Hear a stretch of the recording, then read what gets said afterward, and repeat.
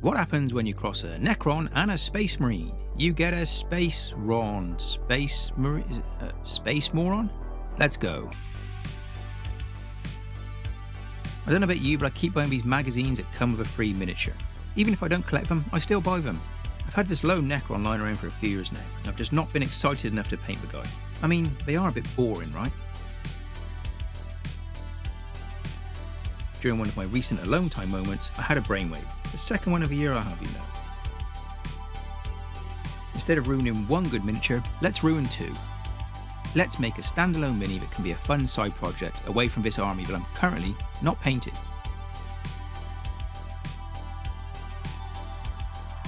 Sure, this is not part of the lore. See my video on female space marines and read the comments if you want a few lessons on the lore.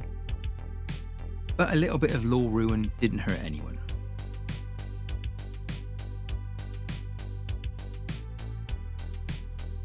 I'm not sure it matters too much anyway. I mean, I'm not going to play with a mini.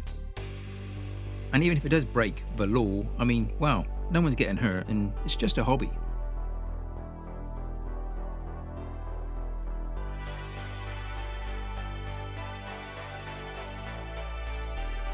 So that's my plan. Build a space moron, give him or her some battle damage and have some fun.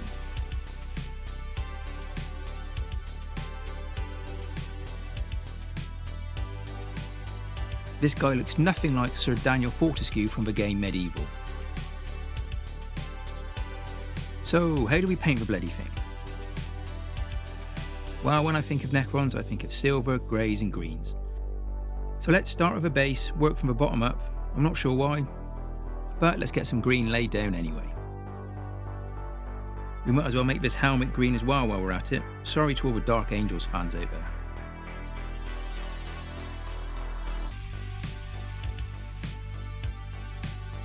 Then moving up the legs with a slightly watered down silver, we can block the rest of the colour in.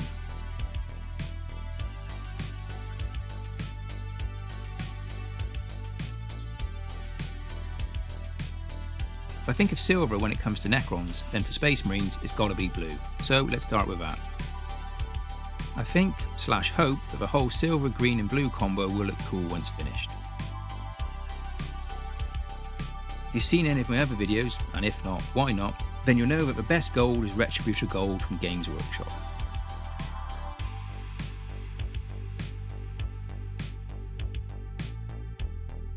With all the colours blocked in, the blue can then get a wash.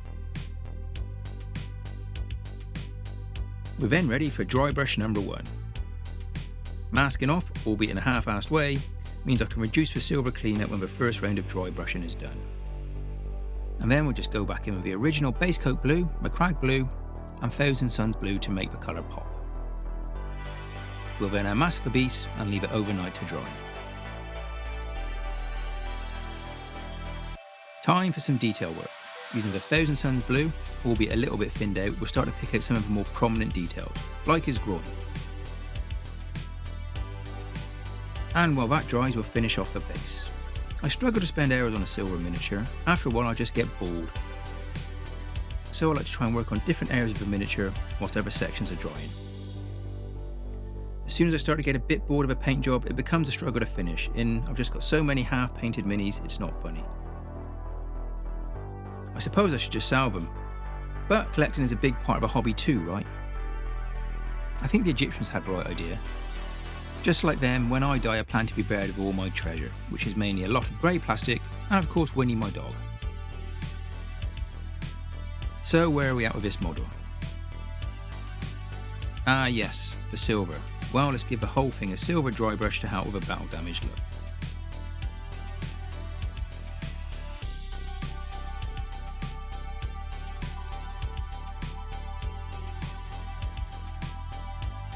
And then, because I didn't forget from first time around, we can finish off that gold trim.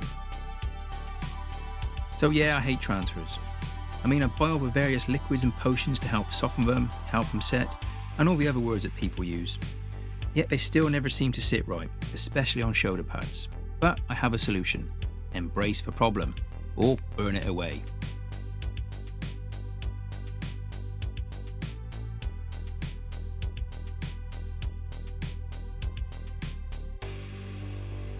Using my secret weapon of some Tamiya Extra Thin, I gently blend them into the existing battle damage. You've got to take your time and have a little patience. You can even go back in and blend it in with the original base coat. This helps tidy up a few areas. It looks pretty good. Well, good enough. If you're going to do something for the first time, then why not do it on a YouTube video that can be here forever? Or at least until the robots take over and end us all. So here we have it, my first attempt at the glow effect. Well, my first attempt at doing it this way. I was doom scrolling on Instagram recently, looking at miniatures and girls with tattoos, all for research of course.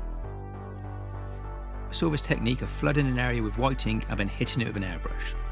Now I don't have any white ink and I can't be bothered to get the airbrush out, so I'm going to try it with some watered down white acrylic and a green contrast paint.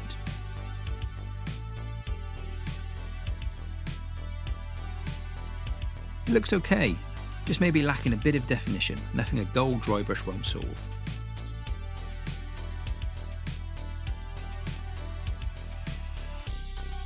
If you got this far, please do like and subscribe, even share this video. And with that, we're pretty much done. All we got to do now is take a look at the final reveal.